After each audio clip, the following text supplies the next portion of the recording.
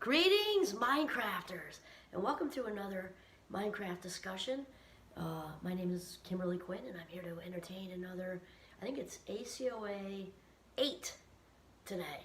So still remembering, even though we're doing the series, that the main foundation for Minecraft is to become the boss of your brain, because thoughts come first and feelings come second and actions or behavior last. So therefore, by controlling what we allow in, which is the allow is the word, then we control the thoughts, we therefore control our feelings, and then our actions or behavior. So thoughts dictate our lives, that is the point. Okay, so I believe this is episode 8, trying to mix it up with also some levity. So remember that whether you grew up in a substance using and abusing household or a dysfunctional home without the substance use, a lot of it's going to be the same. It's just, or very similar. But with the addiction thing, we just know that it's rampant with shame. Absolutely just rampant with shame. And so also remember that just like anything else, faces of ACOAs, just like faces of those of us with ADHD or autism or anxiety, depression, or bipolar, or whatever, it's all going to look different. So you might have some of these, but not all of these, right? So, okay, so it can be very, very difficult for ACOAs to have fun. Really difficult for us to have fun.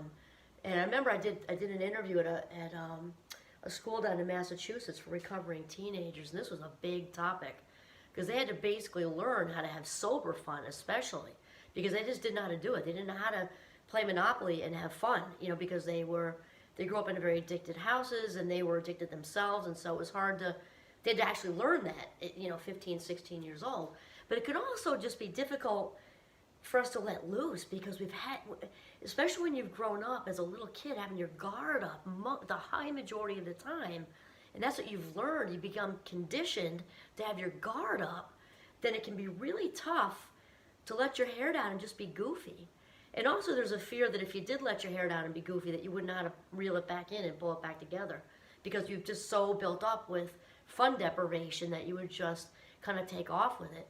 And we also, in addition to that fun thing, one kind of rolls into the other, which also rolls into us being our worst critics, which I think was the last one, is we can take ourselves way too seriously. And think about why. It makes great sense.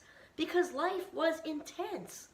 When kids, we talked about kids are like puppies, right? Just kind of lazing around and playing and, rolling around and getting belly rubs and playing with other puppies and stuff. And if that wasn't your life, where each and every little thing of the day was just intense. I mean, just getting meals together, the regular scheduling, just the air and just the atmosphere with things being maybe very authoritarian. I definitely had a lot of authoritarian vibes in my house.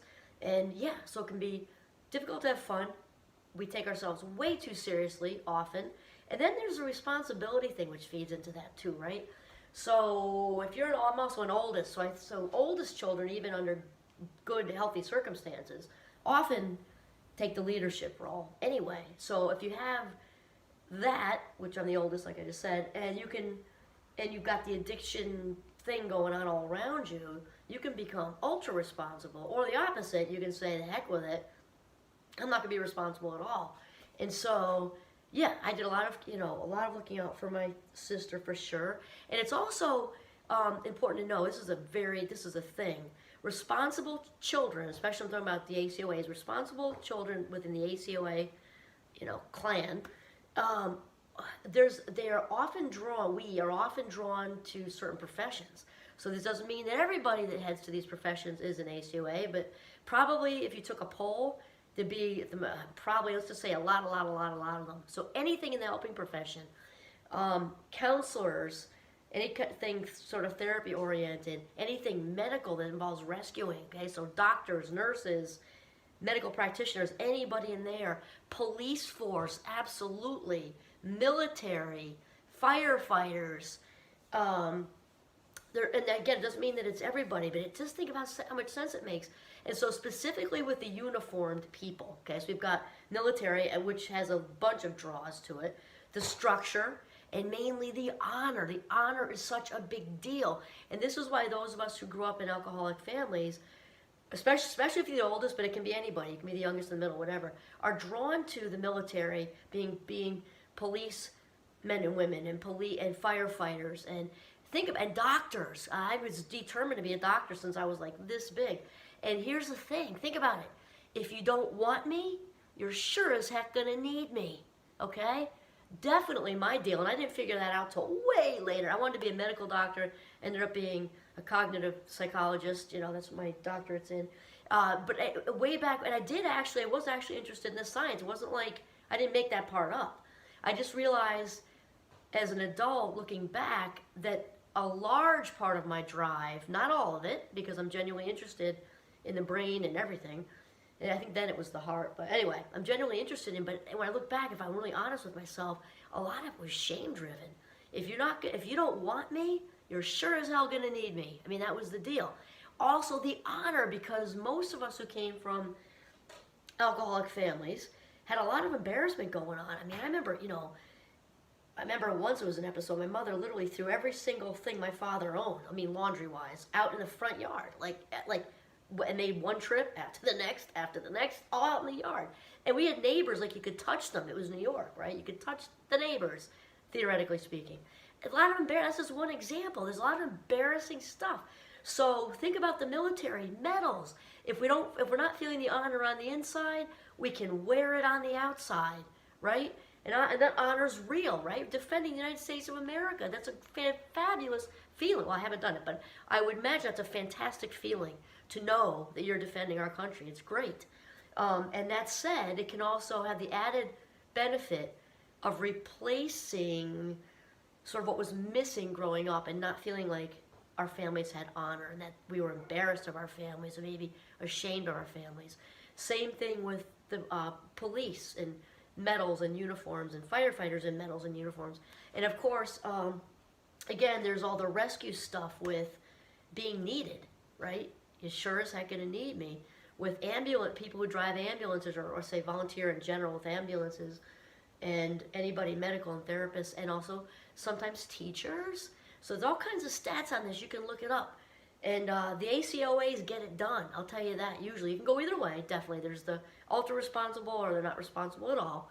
Mostly we're get it done people. And I'll just say one last thing, because we're going to eventually get into how there's ADHD overlap, because it's not a huge shocker when somebody kind of shows up with ADHD and like, oh, where'd that come from? And then you find there's all kinds of addiction in the family, because that's just not a surprise. Let's just say that. The only symptom I don't have of ADHD of all three, so it's split into the three types: the inattentional, the impulsive, and the combined type, right? Only one I don't have is procrastination. And I chalk that up to my upbringing in an addicted home, because I learned early on, it kind of overrode whatever I might have done. And maybe I wouldn't have procrastinated anyway. More than likely, probably.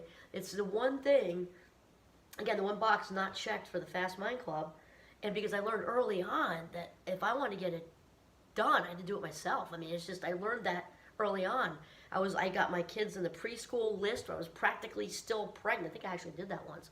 Where I was still expecting to make sure they didn't miss it. Just constantly being 3 steps ahead, making sure signing up for their different activities and things. And I just had it in me that get on it. Because I was conditioned like that. Okay, so quick recap. It can be very difficult for we ACOAs to have fun. We can take ourselves way too seriously. We can either become ultra-responsible or sometimes ultra-irresponsible.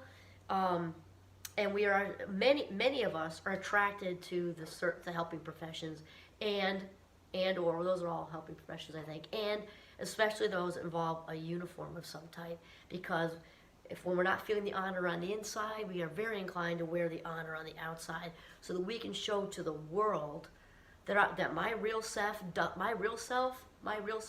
does have honor.